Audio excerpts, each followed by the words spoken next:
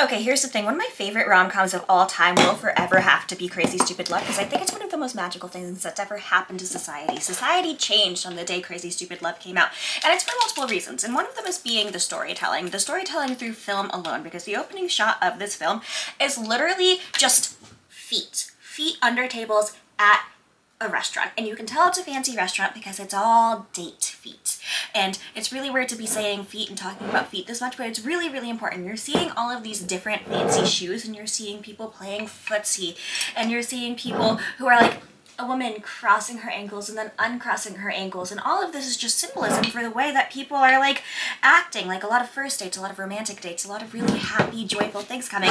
And then you pan to New Balance sneakers and a woman with very nice, comfortable, professional, but also almost kind of, if you wanted them to be, but really not at this time period, sexy shoes. Shoes that should be sexy, but there's something that's so unsexy about these specific feet after you've seen all of these other really nice, fancy occasion shoes, especially when you consider, again, the New Balance sneakers. The New Balance sneakers play a really big role in this. And this entire film looks at the concept of what love is, why love is important, and also what you have to do to have the love that you want and you deserve. Because what happens in this film? It's a film about Steve Carell and Julianne Moore, and also I think it's really funny that after this movie, Julianne Moore has really specifically played a lot of villains. A lot of people like the character that she played in Still Alice with Alzheimer's, but you don't see her in romantic roles nearly as much as you would have in the 90s. Even in the 90s, it wasn't like her biggest thing. It was just something that she kind of did. Julianne Moore, not super hardcore a romance person. But in this film, she's the perfect option. She's the perfect choice for this role because she plays a woman who's literally going, what do I want? What do I want? What do I want? While she's looking at a menu, and she and her husband are doing this thing where he's literally like, okay, let's say the thing that we want at the same time. 3, 2, 1, and she goes, I want a divorce. And he's saying that he wants, like, I don't know, the steak or something. And it shows how they are on two completely different levels. She is sure of what she wants, but she doesn't know how she wants to say it. She knows that she doesn't want to be with this man anymore. She knows that they're already out of the relationship, and that's what we see for the whole rest of the movie. She knows that he's been out of the relationship the entire time. She knows that he hasn't been fighting for a very long time for the relationship. He got too comfortable.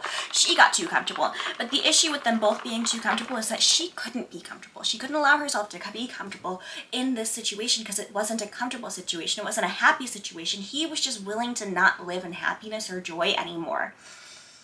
And she wasn't, so she cheated on him. And I'm not defending the cheating. I'm not saying the cheating is okay. The cheating isn't okay. She cheated on her husband. She cheated on her husband with David Lindhagen. She made a cuckold of her husband. And so, the interesting thing is, though, that she is telling him and she's explaining this entire thing and she's trying to explain the situation away, and it's not a situation that you can explain away. She cheated on her husband. She broke up her marriage, a marriage that could have been happy but wasn't happy because they'd been together for so long.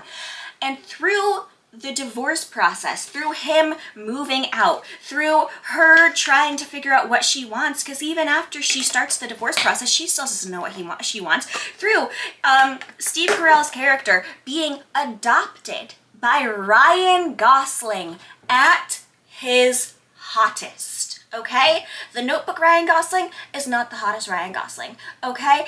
Blue Valentine, is that Ryan Gosling? Ryan Gosling is not the hottest Ryan Gosling. The Driver movie that Ryan Gosling did, not the hottest Ryan Gosling. This movie is the hottest Ryan Gosling that we have. For many reasons. 1, he knows how to flirt. 2, you can tell that he genuinely likes the woman that he hooks up with, even if he's only hooking up with them for the night.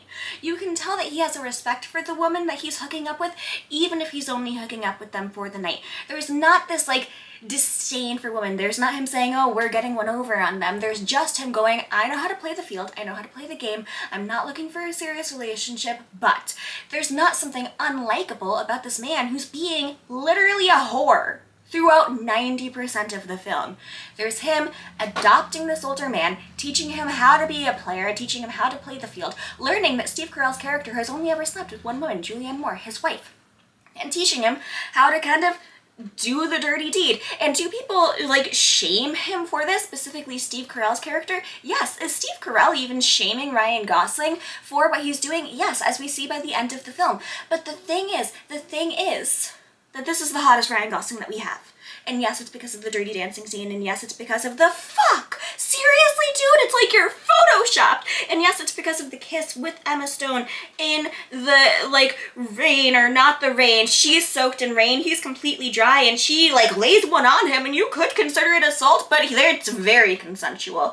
And she's like, do you still want to take me home? And he's like, yeah. And they go home, and then they don't, and it's just beautiful. It's brilliant. But back to the Steve Carell of it all, because I'm going to start analyzing this entire film like it's my job. Because kind of, I do get paid by TikTok, so it is kind of my job. But the thing is, the thing about this entire movie, the thing about the Steve Carell, Julianne Moore storyline throughout this entire film, is that Steve Carell, by hooking up with all of these other people while he's getting divorced, by the time that he, like, has the speech where he's like, I've hooked up with, it's 9 women. He's hooked up with 9 women. He's never called them the next day. He's never done any of this. It's just him going in, getting out, getting what he, like, needs, but not getting what he actually needs, because what he actually needs, what he actually wants, is his wife. What he actually desires is to be with his wife, but he thinks that his wife is off the table. He knows that she cheated on him, and she's taken away a lot of things from him. He's no longer living in his house, even though he's still mowing the lawn secretly at night so that David Lindhagen can't mow the lawn for his wife. He's still seeing his kids, but he only gets to see his kids really at his apartment, and he's also going out with Ryan Gosling on all these things to try and, like, have these new experiences and become a new person, so he's barely seeing his kids. And the thing that he learns more and more is that while he was in the marriage, by this point where she asks for a divorce, he wasn't in the marriage. She cheated, but he had already emotionally exited.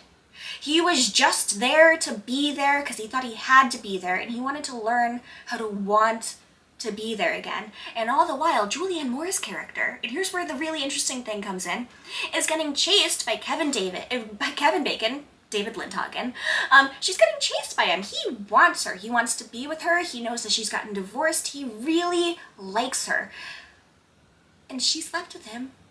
And she still has the opportunity to sleep with him over and over again, but she doesn't want to sleep with him. She doesn't want to be with him. She doesn't want to have a part of him. She's trying to figure out what she's looking for. She's trying to figure out who she is outside of a marriage that she's been in since her teenage years. And there's something so beautiful about the fact that these two people learn to come together again at the end of the movie, because it doesn't feel unrealistic. I mean, it's a rom-com. There is an unrealistic portion of it. The son is the valedictorian of the 8th grade. That doesn't happen. He's giving a speech and he doesn't get in trouble for, like, a bunch of other stuff. It's a whole thing. But there's still a part of it that's realistic, because this man has been exited, like, out fully of all of his life because of the decisions that he's made post-divorce. And he still realizes that the thing and the person he wants is his wife. And they still, by the end of the movie, have to work on their relationship, have to work on their marriage, have to work on all of this. But by the end of the movie, they have started growing back together and knowing that a marriage is work, and knowing that they're going to have to work for the rest of their lives on this thing to be able to have a comfortable marriage again. And you know that by the end of the movie, they're going to be able to find their ways completely back to each other because of the things that they have learned through the divorce. And that's important, and that's such good storytelling, and that doesn't even get into all of the other characters, which I could. Joey King was so freaking cute as the youngest daughter in this entire movie. Leo, I can't remember their last name at this moment, who plays the babysitter who has a huge crush on Steve Carell, just, like, does such a good job of showing what it is to be an awkward teenager who has no idea what she's doing with her entire life. The actor is they, them, the character is she, her. And I could go on forever, because this is one of the funniest, cutest, sweetest, most wonderful films ever. And it also starts showing where Emma Stone grew to becoming the 2-time Oscar winner that she is now. Because she is phenomenal, and she's brilliant, and she glows on screen. And sometimes I think that people forget that a big part of being an actor, and a big part of, like, what was winning in like the Oscars once upon a time, like in Audrey Hepburn time and all that, is, like, also the glow and the feel and the vibe that you have on screen when you're on the screen. And I think that people forget that sometimes. But anyways, I love this movie. I love it so much. I love it so much. I'm gonna watch it again. I'm gonna analyze more of it. But I love the marriage storyline, because it shows that sometimes to grow together you have to grow apart. It doesn't always make sense. It doesn't always work. Sometimes to grow together, you just have to grow apart, and you can't, like, and to find yourself, you have to be apart from the person. But it wasn't the case in this situation. And that's the part that I love. My hands are so tiny. I never realized how tiny my hands are until I see them on camera, because, like, to me, they're, like, big. But then I see them on camera and I'm like, oh, they're tiny. They're tiny, tiny hands. Okay, I don't know. That's just the ADHD talking. Anyways. Love you guys. Bye! I don't know what that was. Okay, bye.